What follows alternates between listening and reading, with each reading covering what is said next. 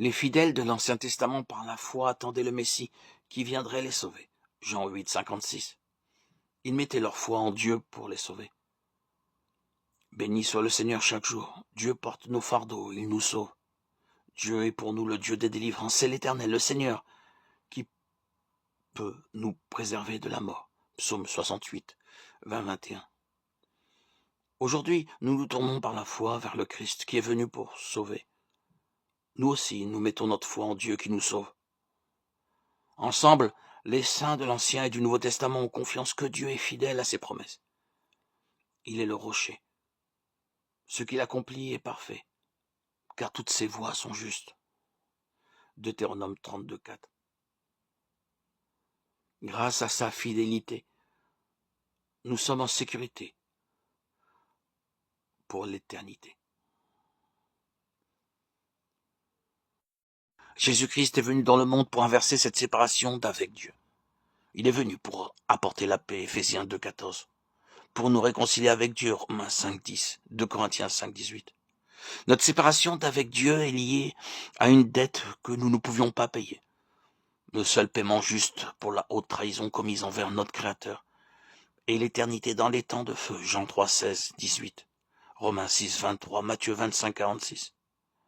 L'enfer est le lieu de la séparation ultime, sans espoir d'être un jour réconcilié avec Dieu ou avec ceux que nous aimons.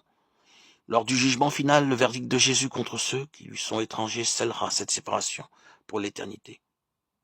Je leur dirai clairement, je ne vous ai jamais connu. Éloignez-vous de moi, vous qui commettez le mal. Matthieu 7, 23.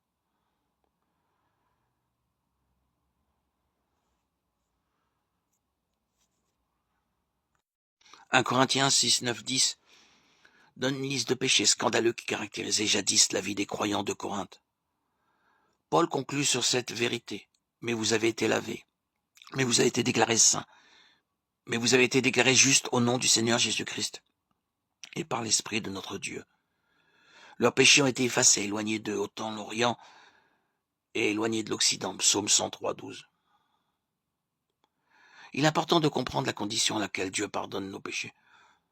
Nous ne pouvons venir à lui que par le Seigneur Jésus qui a dit « C'est moi qui suis le chemin, la vérité et la vie. On ne vient au Père qu'en passant par moi. » Jean 14, 6. Le pardon de Dieu est accessible à tous ceux qui acceptent Jésus. Jean 3, 16 à 10, 43. Mais pour ceux qui le rejettent, il n'y a ni pardon, ni rémission des péchés. 1 Jean 5, 12. Dieu pardonne tous les péchés en Christ. Mais il n'y a pas de pardon pour ceux qui ne sont pas en Christ. Celui qui croit au Fils a la vie éternelle. Celui qui ne croit pas au Fils ne verra pas la vie.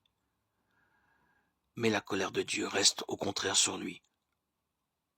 Jean 3, 36.